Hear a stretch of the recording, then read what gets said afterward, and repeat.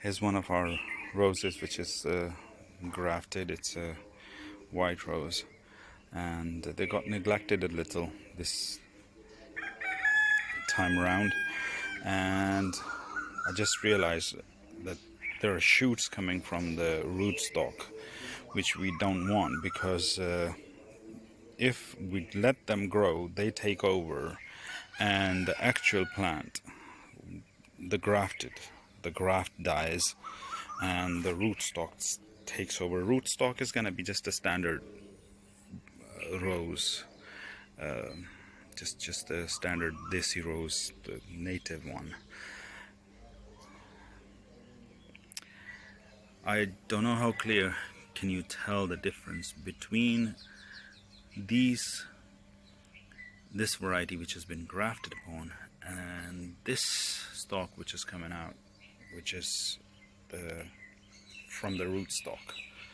I've taken one off, and then I thought I might as well make a small video for it, because looking at it you can tell the difference. I could see it for a few days, and I was thinking I'll deal with it in a day or two.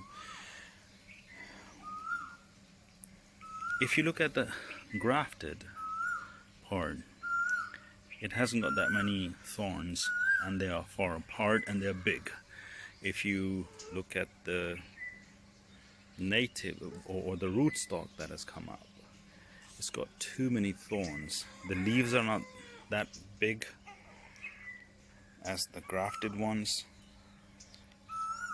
Obviously the pattern is going to stay the same because it is rose in the end, but you can tell it's way taller than the actual plant. So it's taking quite a lot of energy from the plant, and if we let it grow, it'll take over and kill the graft. So anyway, I'm gonna go ahead and take it out, and the way I'm gonna do it is find out where it's coming from. You can see it's coming from the earth, from the ground there. So I'm just gonna